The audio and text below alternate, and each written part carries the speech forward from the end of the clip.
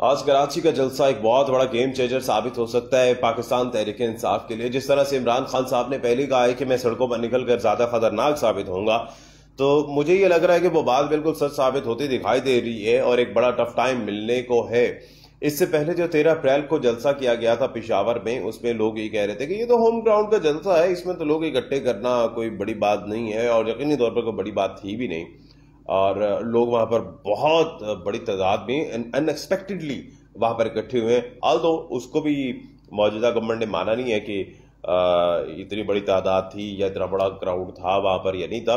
لیکن اب بڑا چیلنج ہے کراچی میں. اب وہاں پر لوگ اکٹھے کرنا نہ صرف ایک چیلنج ہے بلکہ گیم چینجر بھی ثابت ہو سکتا ہے. آلدو وہاں پر بھی 14 MNAs رہے ہیں پی ٹی آئی کے، 22 MP ہیں،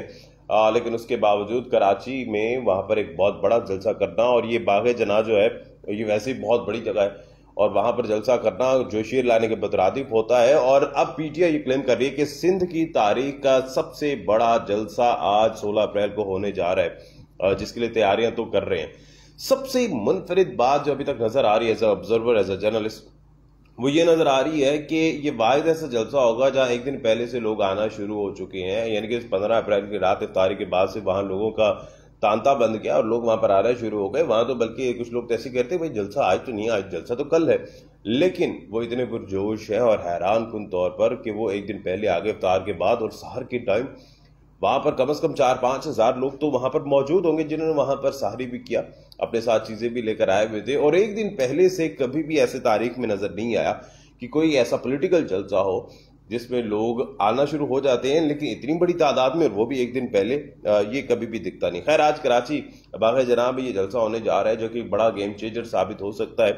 اب سے پہلے ہم جب بھی بات کرتے تھے تو ہم یہ کہتے تھے کہ کراچی منی پاکستان ہے اور پاکستان کی معیشت کا 70% ریونیو جو ہے وہ کراچی جنریٹ کرتا ہے. لیکن میں سمجھتا ہوں کہ اب وقت بدل چکا ہے. اب پولیٹیکل سٹرینتھ بھی کراچی کے پاس بہت زیادہ ہے، اور کراچی جو ہے وہ ثابت کر سکتا ہے کہ وہ پولیٹیکل گیم چینجر بھی ہے، نہ صرف اکنامیکل بلکہ پولیٹیکل بھی.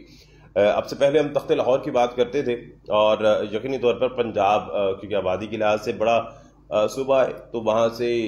پولیٹیکل جتنے بھی کیمپینز ہیں وہ سٹارٹ ہوتی تھی تو وہ کامیاب ہوتی تھی اگر وہ پنجاب سے شروع ہوتی ہیں یا پنجاب اس کے ساتھ ہے.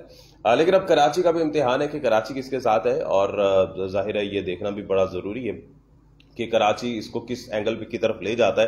کیونکہ آج بہت بڑی تعداد میں لوگ آ رہے ہیں وہاں پر. اور یہ پولیٹیکل گیم چینجر اس لیے بھی ثابت ہو جائے گا کیونکہ جو اسٹریٹ اسٹرینتھ جس کے بارے میں عمران خان صاحب نے پہلے بھی کہا تھا کہ میں سڑکوں پر آؤں گا اور بغیر کسی روک کے، بغیر کسی پریشانی یا کچھ دن کا بریتھنگ سپیس لینے کے،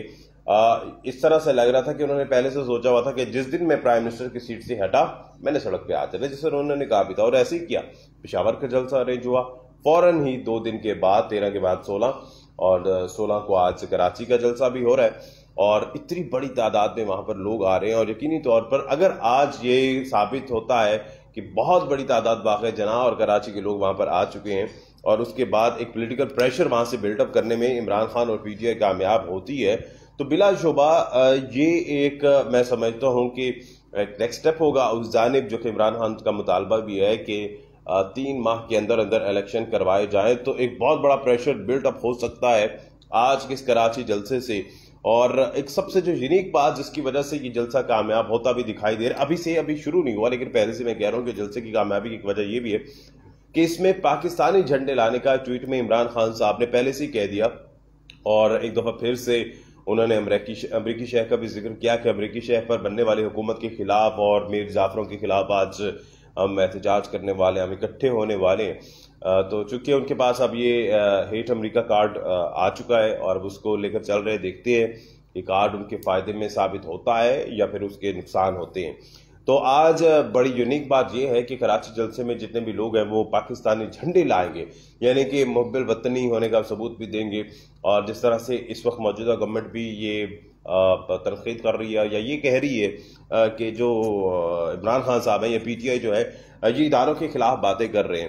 اور افسوس کی بات یہ ہے کہ یہ وہ باتیں کر رہے ہیں جن کے اپنے لیڈر نواز شریف صاحب جیسے ہی لندن پہنچے تو وہاں جا کے ویڈیو لنک کے ذریعے وہ باجوہ صاحب پر اتنے تند و تیز نشتر برساتے ہیں اور الزامات عائد کرتے ہیں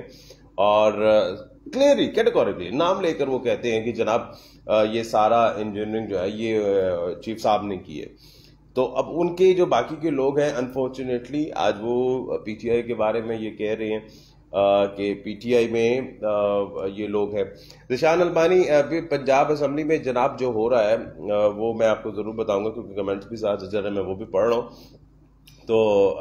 میرے خیال سے تو وہ نوشتہ ہی دیوار ہے, دیوار پہ لکھا ہوا ہے کہ فی الحال حمزہ شہباز ہی بنیں گے کیونکہ ان کے پاس تقریباً 200 ممبرز ہیں. ویسے تو جو پرویز الہی صاحب ہے وہ بھی یہ کر رہے ہیں, کیا کہتے ہیں اس کو, دعویٰ کر رہے ہیں اس بات کا کہ ان کے پاس بھی 189 سم تھنگ یا 183 کا فگر ہے. لیکن اگر یہ بھی دیکھا جائے تو پھر بھی جو ہے وہ حمزہ شہباز کے پاس کم از کم 10 ایک لوگ زیادہ ہیں. خیر اس پر ہم نیکسٹ بات بھی کریں گے, یہ ساری چیز آئے گی. لیکن کراچی کا جو آج باقی جناح میں جلسہ ہونے والا ہے اس پر آج کا میرا یہ ٹاپک تھا. تو اب اس میں یہ جو میں پاکستانی جھنڈے کی بات کر رہا تھا تو یہ ایک بڑا پنچ لائن ثابت ہو سکتی ہے پی ٹی آئی کے لیے. اور جس طرح سے اسد عمر اور باقی لوگ بھی کہہ رہے ہیں کہ یہ اب پولیٹیکل پارٹی کی کیمپین نہیں ہے, یہ کوئی سیاسی پارٹی کی جدوجہد نہیں ہے بلکہ قوم کی جدوجہد ہے, کیونکہ اب وہ بقا اور قومیت کی طرف لے کر آ رہے ہیں. اور غدار اور حب الوطن یہ دو چیزیں ہمیں دکھائی جا رہی ہیں اور بتائی جا رہی ہیں کہ یہ دو چیزیں ہیں بھائی, اب اس میں پارٹی سسٹم نہیں ہے. اب اس میں ایک اور ایلیمنٹ بھی ہے. علی زیدی صاحب نے چندے کی بھی اپیل کی ہے اس آج کے جو جلسہ ہے اس کے لیے, اور اوورسیز پاکستانی اور پاکستانیوں سے اپیل کیا ہے کہ وہ پی ٹی آئی کا جو آفیشیل اکاؤنٹ ہے بینک اکاؤنٹ, تو اس میں آپ لوگ جو ہے وہ چندہ دیں اور آج کے اس جلسے کو کامیاب کریں. اور ایک اتنا بڑا اسٹیٹ آف دی آرٹ یہ جلسہ ہونے جا رہا ہے کہ اس میں فنڈ کی بھی ضرورت پڑی ہے. اس میں بھی اب ملے جلے رد عمل کا اظہار کر رہے ہیں لوگ. کچھ کہہ رہے ہیں کہ اچھا یہ پھر وہی چندے والی بات آ گئی, foreign funding and all that. اور اس کے علاوہ جو بیکاری والا ایک کانسیپٹ چلا ہے ہماری سیاست میں انفارچونیٹلی کچھ دنوں سے, تو اس پہ لوگ پھر جواباً ان کو بھی کہہ رہے ہیں کہ چندے پہ آ گئے ہیں تو شاید یہ بیکاری ہیں.